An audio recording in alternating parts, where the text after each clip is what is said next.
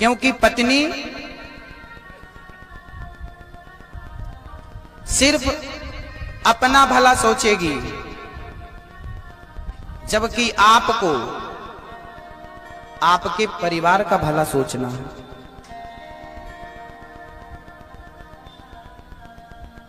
आपके पिता का भला सोचना है, आपकी मां का भला सोचना है, आपका छोटा भाई है तो उसका भला भी आपको ही सोचना है। जबकि पत्नी सिर्फ अपने भले की बात करती है। सुनो जी, इतना कमाते हो, क्या जरूरत है मम्मी को सब देने की, हमको भी दिया करो, थोड़ा यहां लाया करो। सब मम्मी को देते हो, सब पापा को दे दो, हमको दिया अलग रखो। ये पत्नी अलग अलग रखने की, अलग अलग करने की ऐसा बीज बो देती है कि वो बीज वो अंकुरित होने लगता है, फिर वो बाधा बनता है, फिर वो झगड़े का रूप लेता है। थोड़ा ध्यान देना, ये माताएं मन में बहुत गालियां दे रही होंगी हमें, लेकिन 100 में से 90% ये बात सच है। स्त्री स्वार्थ में आ जाती है। यदि स्त्री चाहे तो अपने घर को ऐसे प्यार के बंधन में बांध कर रखे कि घर परिवार को कभी बिखरने ही ना दे, टूटे ही ना दे। ये चाहे तो जिंदगी भर बांध कर रख सकती है और ये चाहे तो चुटकी में तोड़ सकती है। ऐसे आपका परिवार पापड़ की तरह है, जिसे आप देखना पसंद करते हैं पर तोड़ना पसंद नहीं करते। लेकिन ये हमारी माताएं हैं, ये चाहें तो परिवार को जीवन भर के लिए अमर बना सकती हैं, जीवित रख सकती हैं, टूटने नहीं दे सकती। देवरानी को जेठानी से नहीं टूटने देती, सास को बहू से नहीं टूटने देती। एक परिवार को ऐसे मुट्ठी, ऐसे उंगलियां अलग अलग हैं, ऐसे बांध कर रखती हैं। कुछ स्त्रियां ऐसे बांध कर रखती हैं परिवार को, और कुछ स्त्रियां ऐसी होती हैं जो घर जाते ही साल भर के अंदर तोड़ देती हैं। होती है ना स्त्रियां, शादी के साल भर हुए कि छोरा पत्नी को लेकर अलग हो गए। अरे पहले के लोगों को देखो, जब 50-50 साल तक बंटवारा नहीं होता था। है आपको ऐसे दिन याद कि नहीं? पहले भाई का बंटवारा 30 साल हो गए शादी के, दो एक ही घर में 4 भाइयों का इकट्ठा चूल्हा जल रहा है। ऐसे परिवार भी मैंने देखे हैं। ये हमारे अग्रवाल परिवार में अभी ऐसा है। 4 भाइयों का इकट्ठा, बच्चे बड़े बड़े हो गए, नाती बड़े बड़े हो गए, लेकिन अभी एक चूल्हा है। ये संस्कार है, ये भारत की परंपरा है। राम लक्ष्मण भरत शत्रुघ्न 4 भाई थे। आपने कभी सुना कि ये आपस में पैसे के लिए, धन के लिए, प्रॉपर्टी के लिए लड़ते थे? नहीं। लेकिन आज का भाई क्यों लड़ता है? क्यों लड़ता है? मेरी मां, बुरा बिल्कुल मत मानना, इसमें आपका भी भला छिपा हुआ है। आपकी एकता है, एकता। अपने घर को टूटने मत दीजिए, एक सूत्र में बांध के रखिए। ठीक है, सास बुरी है, जेठानी बुरी है, कोई बात नहीं, चुप रहिए। महाराज जी, हमारी सास अच्छी नहीं इसलिए हमको अलग होना पड़ा। हाँ, हमें पता है कि सारी सासें अच्छी नहीं होती, ठीक है, आपकी बात माना, लेकिन इसका यह समाधान नहीं है कि हम अलग हो जाएं। एक ही रहे, ठीक है। हम ये नहीं कहते कि अलग मत होइए, ठीक है, चूल्हा अलग कर लो, रोटी अलग कर लो, चूल्हा अलग कर लो, चारों अलग अलग घर में रहने लगो, लेकिन चारों अलग होते हुए भी चूल्हे अलग होने चाहिए, रोटी अलग होना चाहिए, पर मन अलग नहीं होना चाहिए। मन एक होना चाहिए। ठीक है, आपकी यदि मजबूरी है तो कोई बात नहीं, चूल्हा अपना अलग रख लो, रोटी अपनी अलग करो, लेकिन दिल एक होना चाहिए। हम अपने भाई से प्यार करें, अपनी जिठानी से प्यार करें, अपनी देवरानी से टूटने ना दें, क्योंकि आप यदि टूट गए ना, याद रखना, शेर यदि अपने झुंड से बिछड़ जाता है ना, तो गीदड़ भी शेर का शिकार कर लेते हैं, मार डालते हैं उसे। और शेर झुंड में रहता है तो हाथी का भी शिकार कर लेता है। याद रखना, शेर अकेला कभी हाथी का शिकार नहीं करता। शेर जब जब हाथी का शिकार करता है तो झुंड के साथ करता है, एकता के साथ करता है। यदि शेर में एकता है तो वो हाथी का शिकार कर लेता है, और यदि अकेला फंस जाए तो गीदड़ भी उसको मार करके खा जाते हैं। यदि आपका परिवार एक है, अखंड है, तो बड़े बड़े संकटों से आप यूं ही निपट लेंगे। और यदि बिखर जाएंगे तो थोड़े से दुख में भी, थोड़े से संकट में भी आप खत्म हो जाएंगे, आपका अस्तित्व खतरे में पड़ जाएगा। समझ रहे हैं? एक कुंडली के नाम का लड़का था, पत्नी से बहुत प्यार करता था। अब पत्नी ने कान भर दिए, सुनो जी, तुम्हारी मम्मी ने तो हमें कुछ गहने वहने दिए ही नहीं। कुंडली बोला, नाना मेरी माँ के पास कुछ है ही नहीं। नहीं नहीं, मैंने तो देखा शादी में तो सासू माँ ने इतना सारा जेवर पहन रखा था, उसके बाद तो कभी मिले ही नहीं। अब पत्नी ने पति को ऐसे भड़काया, ऐसी पट्टी पढ़ाई, ऐसी पट्टी पढ़ाई कि उसको भी अपनी पत्नी की बात सच लगने लगी। एक दिन माता पिता ने कहा अपने पुत्र से, बेटा हम काशी जा रहे हैं तीर्थ यात्रा में, अब तुम बेटा बहू रहना, सुखी रहना, बहुत प्यार करना लाड़ी से, बहुत प्यार करना अपनी पत्नी से, और सुखी रहना बेटा। अब हम लोग काशी जा रहे हैं, फिर वहां से बद्रीनाथ निकल जाएंगे, अब हम कभी लौटेंगे नहीं, जा रहे हैं। बहू बोली, सुनो जी, जाने लगे अभी तो कुछ दिया नहीं, ऐसा तो नहीं कि ये झोले में भर के ले जाएं किसी और को दे दें। एक काम करो, पापा जी से कहो, माँ जी से कहो कि हम भी चल रहे हैं आपके साथ काशी तक। वहां फिर झोला चेक कर लेंगे, इनके झोले में क्या रखा, मौका मिलती। हाँ, पत्नी ने कान भर दिए, पट्टी भर दी, पट्टी पढ़ा दी। हाँ चलो, लो भैया। छोरा बोला, पिताजी मैं भी आपके साथ चलूंगा काशी। पिताजी बड़े खुश हो गए, चलो सेवा करने वाला साथ में रहेगा, मस्ती से चलेंगे। लो भैया, माता पिता काशी पहुंचे, ये बहू भी साथ में लगी, ये बार बार झोला देख रही है, क्या इसके भीतर, क्या बार बार सासू माँ का झोला देख रही है ना। बहुओं की आदत होती है, सासू माँ कहा क्या रख रही है, वो अपने कमरे में छेद कर लेती हैं, वहीं से देखती रहती हैं।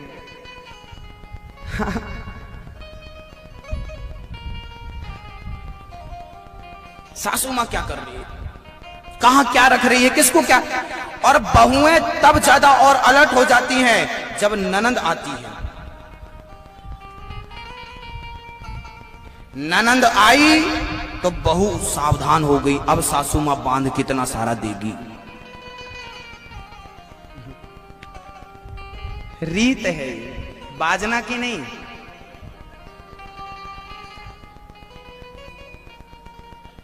बुरा ना मानो, ननंद आई है।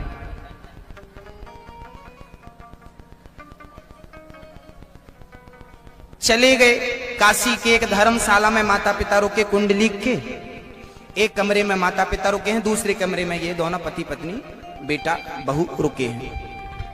अब कुंडलीक रात के 12 बजे पहरा दे रहा है। 1 बजे जाग गए रात को और देखा कि दरवाजा की कुंडी खुली होगी तो मैं अंदर जाके झोला उठा के ले आऊंगा, चेक करके रख दूंगा। 1 बजे से मौका देखता देखता रात्रि के सवेरे के भोर के 4 बज गए, पर अभी तक कोई मौका नहीं मिला। उसी समय कुंडली को कुछ नजर आया। क्या नजर आया वो बहुत ध्यान से सुनना। 3 स्त्रियां आईं गंगा जी की तरफ से।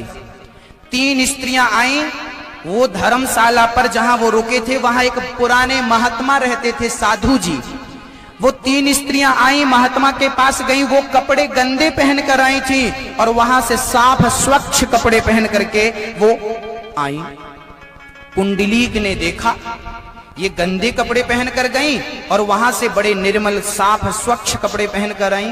कुंडलीक से रहा ना गया, उस बच्चे ने टोक दिया, देवियो जरा रुकिए, ये आप कौन हो, कहां से आई हो, और ये रात्रि के अभी सवेरे के 4 बजे और कहां गई थी बाबा जी के पास।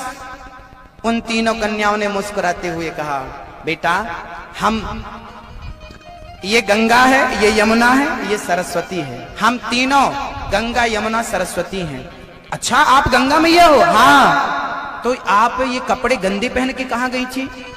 गंगा मैया जी बोली कि पापियों के पाप धुलते धुलते हम गंदी हो जाती हैं। जब पापी लोग हम में स्नान करते हैं ना, तो हम गंदी हो जाती हैं। और अभी 3-4 दिन से हम कुछ ज्यादा ही गंदी हो रही हैं। बेटा आश्चर्य से बोला, क्यों? 3-4 दिन से ऐसा क्या हुआ? गंगा मैया बोली, जब से तुम यहाँ आए हो ना, तब से हम कुछ ज्यादा ही गंदी हो रही हैं। हमारे आने से? हाँ। गंगा मैया बोली, देख तेरा बूढ़ा बाप पड़ा है, जब वो मेरे जल में स्नान करता है मैं पवित्र हो जाती हूँ, क्योंकि तेरा बाप धर्मात्मा है, तेरी माँ बहुत धर्मात्मा है, निर्मल मन है, निर्मल स्वभाव है। लेकिन तू कपटी बेटा, तेरे हृदय में अपने बाप के प्रति कपट है, अपनी माँ के प्रति कपट है। और तुम जैसे कपटी बेटा जब जब गंगा में नहाते हैं तो मैं और भी ज्यादा गंदी हो जाती हूँ, और फिर ऐसे महापुरुषों का दर्शन करती हूँ तब मैं पवित्र होती हूँ। तुम जैसे बच्चे जब गंगा स्नान करने आते हैं तो गंगा अपवित्र हो जाती है, तो माँ बाप से कपट करने वाले गंगा नहा रहे हैं तो ये गंगा को गंदा कर रहे हैं। ये घटना कलयुग की है, इसे कहानी मत समझ लीजिएगा। वो पुंडलीक गंगा की बात से इतना प्रभावित हुआ कि अपने माता पिता को अपने पास में झगड़े पर अब पत्नी को छोड़ दिया। पत्नी के मोह से वो बाहर निकला और अपने माँ बाप को उठा करके उसने गाड़ी पर बिठाया और ले गया कि अब मैं माँ बाप की सेवा करूंगा। वही कुंडलीक अपने माँ बाप की ऐसी सेवा करता है, ऐसी सेवा करता है, ऐसी सेवा करता है कि एक दिन भगवान आकर के खड़े हो जाते हैं। बेटा देख मैं आ गया हूं, मेरा दर्शन कर। बच्चा बोला, आप कौन हैं? मैं कृष्ण हूं। तो सुनो, अभी मैं मां की सेवा में लगा हूं, आप कल आना। भगवान बोले कल मैं नहीं आऊंगा, आज दर्शन कर। तो वहां पर वो माँ बाप की सेवा कर रहा था। इस गोद में पिता का सर, इस गोद में माँ का सर दबा रहा था। माँ का सर, एक ईंट पड़ी थी, एक ईंट फेंक दिया बाहर तरफ और कहा कि इसमें खड़े हो जाओ, जब तक हम माँ की सेवा नहीं कर लेते हम बाहर नहीं आ सकते। वो ईंट पर खड़े हो गए भगवान, और वो आज तक ईंट पर खड़े हैं। जानते हो ये कहाँ की चर्चा है? जानते हो? नाम सुना है कभी विट्ठल भगवान का? महाराष्ट्र में जैसे वृंदावन में बिहारी जी हैं, बांके बिहारी, ऐसे महाराष्ट्र में विट्ठल भगवान हैं। विठोबा विट्ठल भगवान, वो माता पिता की सेवा कर रहा था। भगवान खड़े थे, उसी समय माता पिता, संयोग देखिए, भगवान ने उनके माता पिता को अपने अंदर लीन कर लिया। और जब ये माता पिता मर गए तो उस बेटे को माता पिता का दुख बर्दाश्त ना हुआ, माँ बाप का बिछोह बर्दाश्त ना हुआ, और वो भी माँ बाप का चिंतन करते करते प्राण त्यागता है। 3 विमान आते हैं और विमान में बैठ के ये तीनों अपने भगवान के परम धाम को चले जाते हैं केवल माँ बाप की सेवा करके। और भगवान उसी ईंट पर खड़े हैं, बोले जब तक तू मुझसे मिलने नहीं आएगा तब तक मैं तेरा इंतजार करता रहूंगा। आज भी वहां पर ईंट के ऊपर भगवान खड़े हैं और विट्ठल भगवान के नाम से पूरी दुनिया उन्हें आज भी जानती है। आज भी उनका मंदिर वहीं पर उसी जगह पर है और वहां वो ईंट पर खड़े हैं। कलयुग के अंत में वही बालक फिर आएगा और भगवान उससे मिलकर फिर इस विग्रह को फिर भगवान अपने परम धाम को ले जाएंगे। कलयुग के भक्तों के लिए भगवान यहां पर खड़े हैं। तो कृपया अपने मां बाप को ही भगवान के नजरिए से देखिए। पति कौन होता है मेरी मां? परमेश्वर होता है। पति कौन होता है? कितने पति होते हैं? आपके कितने हैं?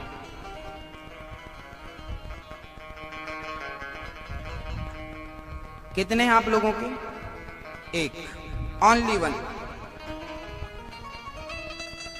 एक पति जिनका है वो हाथ उठा सकते हैं।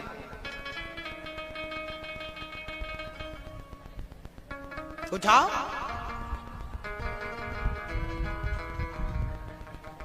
एक पति है आपका। अच्छा, ये एक वही है ना जिसने आपके गले में मंगलसूत्र पहना या मांग भरी? वही ना एक? हाँ।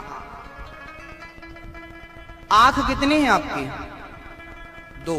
कान कितने हैं? हाथ कितने हैं? पांव कितने हैं? भीतर किडनियां कितनी हैं? कभी सोचा है कि भगवान ने हर चीज 2-2 क्यों दी है? एक खराब हो जाए दूसरा जिंदाबाद, एक खराब हो जाए दूसरी जिंदाबाद, एक फ्यूज हो जाए दूसरा जिंदाबाद, एक किडनी फेल हो जाए दूसरी जिंदाबाद, एक्स्ट्रा दे रखी है। ऐसे भगवान ने आपको पति भी 2 दिए हैं। आज तक आपको यही पता है कि हमारा एक पति है, जबकि आपका एक नहीं, आप सबके 2 पति हैं। कौन कौन से? एक तो वही है जिसके द्वारा आपने मंगलसूत्र धारण किया, मांग मांग भरी, जिसके नाम की मेहंदी रचाती हो, वो आपका वाला। एक दूसरा भी है जिसको आप कहती हो। तुम में हो एक अगोचर, गाइए जरा। तुम में हो एक अगोचर, सबके प्राणपति स्वामी।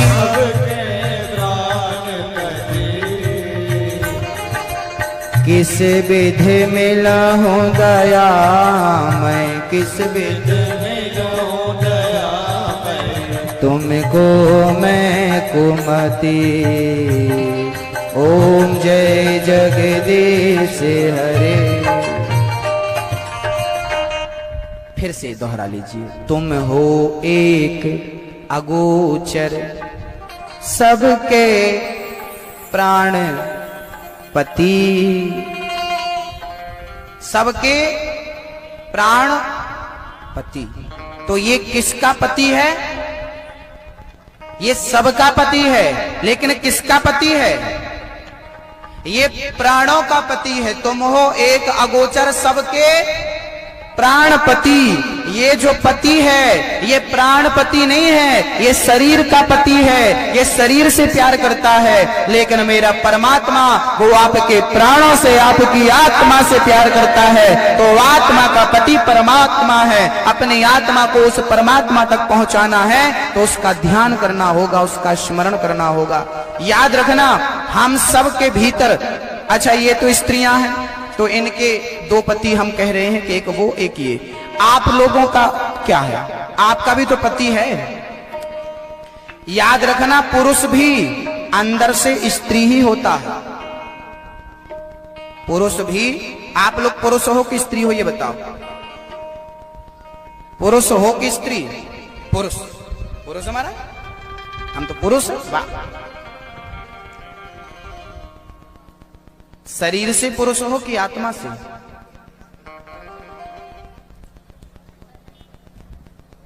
आत्मा ना, आत्मा पुरुष नहीं है। आत्मा पुरुष नहीं होती क्योंकि आत्मा स्त्रीलिंग है। आत्मा होता नहीं है, आत्मा होती है। बहुत आत्मा होती है, बहुत आत्मा होती है। आत्मा होती है मतलब आत्मा स्त्री है, और यदि स्त्री है तो उसे पुरुष तो चाहिए। और कौन सा पुरुष चाहिए?